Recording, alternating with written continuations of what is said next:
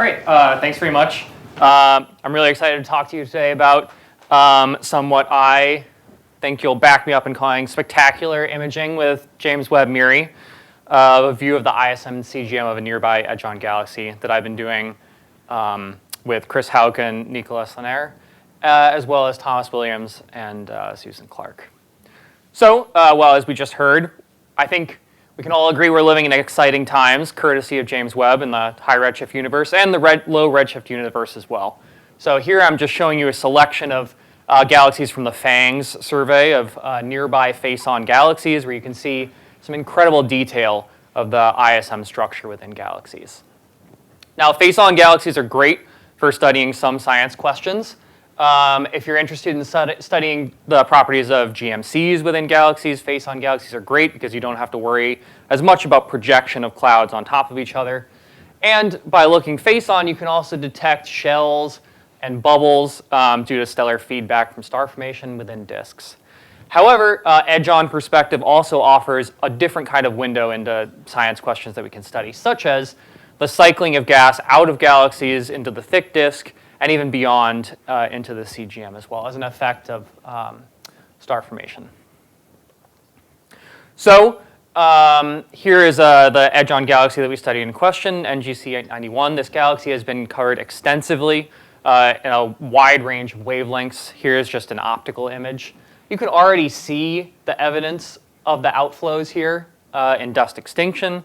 However, the limitation of dust extinction is, of course, that you can only see it when it's projected against a background of stellar emission. So as the stellar emission drops off, your ability to see the dust decreases. So it's much better. That ratty stuff towards the top also dust, or is it something else? I think that's just the other optical filters here. I think it's a red, green, blue combination Photoshop. I'm sure some reddening is also dust extinction as well. But far from the plane, there's a network of stuff. Is that dust? I can see it out to about here with my eyes. And that's all dust, just clumpy. Yeah, I think you'll see in the next images more evidence of that. So dust emission is a great way to see dust beyond the background of the stellar emission. And so we got a large mosaic with James Webb MIRI in two bands, 5.6 micron, which detects mainly starlight in the infrared, and 7.7 micron, which captures the 8 micron infrared feature that is usually that's from dust and is usually used as an equivalent for star formation. So without further ado, here's our MIRI image. It's hard to see on the projector. I've noticed if you look at the screens above you, the contrast is much better. I'll try to show you a few different views as well, but you can see there's a huge amount of structure coming from the thin disk, traced mostly here, showing the star formation, and extending outward.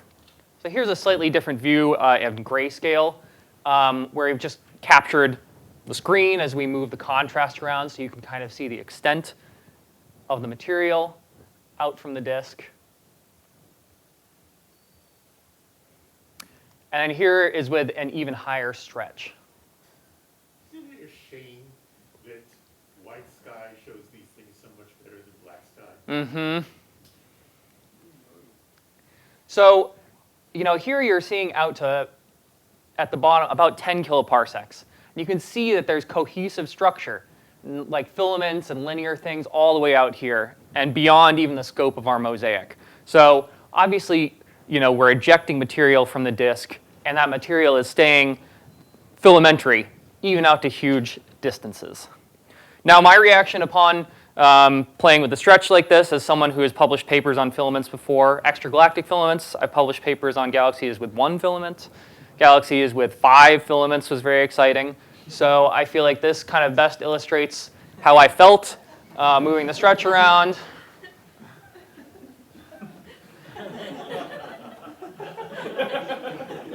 It's a lot of food, but it's a lot to take in at one time. So our first task was identifying the structure and characterizing it. So for this, we used software based on an algorithm developed by Susan Clark called a rolling Hofmuller transform. I can definitely answer more questions about that, but basically it allows us to identify linear structures. And I'm showing the back projection of that in white and black here.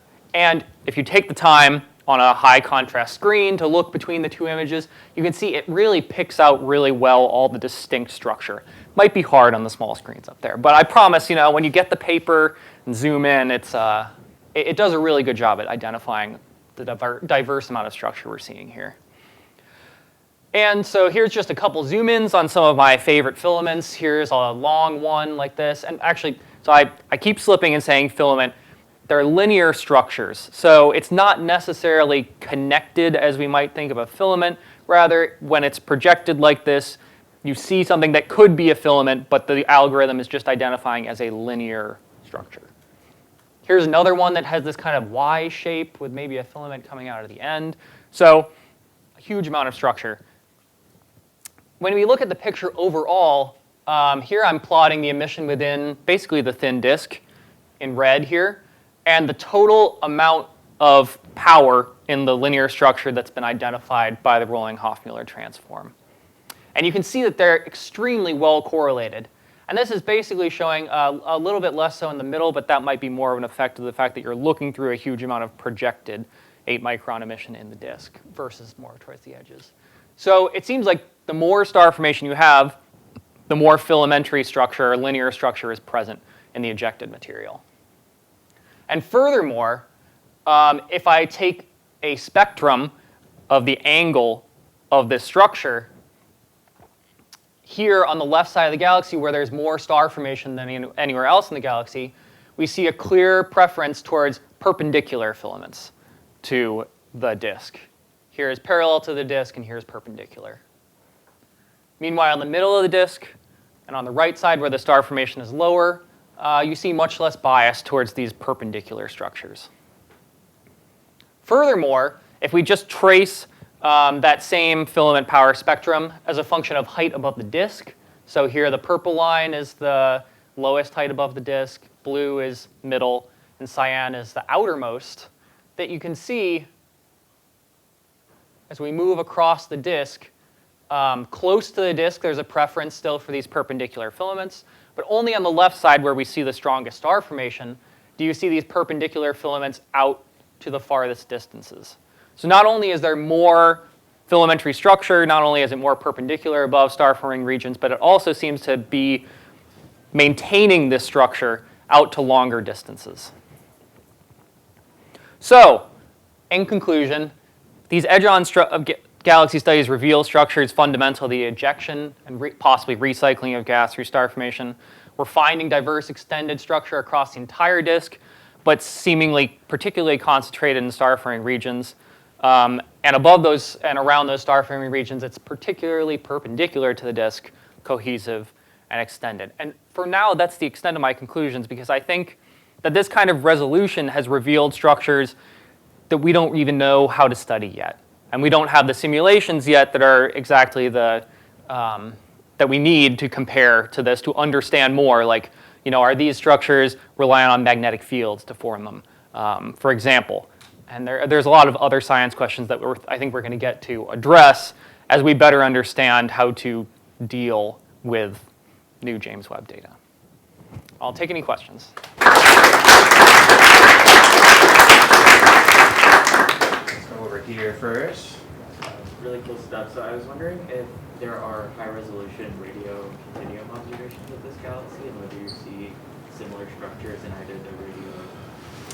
I think the radio continuum is at least 20 times worse resolution, maybe more than that. So, no. All the way back? So I could just say for the radio, there's arc segment, but you're not going to have enough sensitivity. Sure, yeah. I'm curious if you find the same structure between the 5.6 and 7.7, and if that tells you where the PAHs are, or where you're no longer getting emission from PAHs. Yeah. So here, I didn't say this, but this is 7.7 on the left, back projection in the middle, and then 5.6 on the right. So you can see, maybe very faintly you can see a little structure, but it's much stronger in the 8 micron. So there are probably some pH features that are still present in the 5 micron, but at a much lower level. So it's still a combination between mostly PAHs, but not so much the luminosity and then 5.6. It could be, actually, it could be, yeah, like the warm dust continuum. That's probably the major contributor. Jesse, what's the physical scale length of what we're seeing right now? Yeah, so these, this filament, for example, at the top, this is being plotted from 0 to 20 arc seconds, and an arc second is about 30 parsecs. Oh, so So- it's not, actually it's not even a KBC above the plane. No, the full mosaic is about 10 by 10 kiloparsecs, but yeah. But what is the star formation rate of this galaxy? Good question. We actually haven't calculated that yet. But I'm sure, I mean, given the amount, there's Spitzer data and H-alpha data, so someone has previously calculated a star I was going to formation wonder, rate. is this of like a galaxy. starburst type? No. Is it just kind of normal? Nope, just a normal Milky Way type spiral. Would you expect to see, if these are thought to be some kind of result of some kind of outflow, would you expect to see something that would split like that, or are we just seeing a background filament projected on a foreground one? Yeah, that's a good question. I think it's hard to answer without some kind of velocity information that you'd get from something like Muse observations. I think to answer that, that's what you would need, some kind of IFU. Thank you. I have a few comments to the previous questions to him. First of all, there is a large-scale magnetic field measurements using radio. It's like X-shaped and it's standing like a kiloparsec scale above the disk, but not as this good resolution as it is. And it's very interesting that this perpendicular structure that you see is related with the star formation. I'm looking forward to see your computation about the star formation. And also about the X-ray. So it is observed that beyond the disk, there is an X-ray structure of this galaxy. So it's kind of like a halo shape. And I'm going to show a comparison between that and our Milky Way's magnetic halo tomorrow. So, Awesome. thank you. We still have 2 more minutes. Yeah. Oh, cool. So I guess the fact that you have perpendicular structures more necessarily means that most of the filaments are not connected. Because if they were connected, then you would have as many this as this. You mean connected down into the disk itself? Instead of like a little loop, they're all little toothpicks. It's hard to tell because there are some structures that look like loops. And there's another one over here. But again, you know, it's the question of, are we looking at projected filaments going like this or a connecting structure going like this?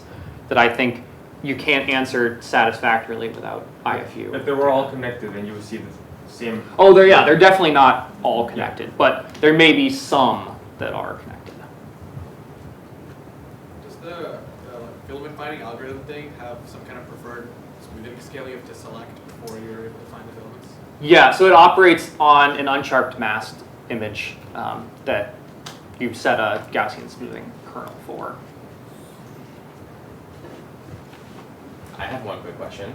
Do you know anything about like the widths of the filaments? Is that telling you any interesting information, like apart from just how long they are and how they're oriented?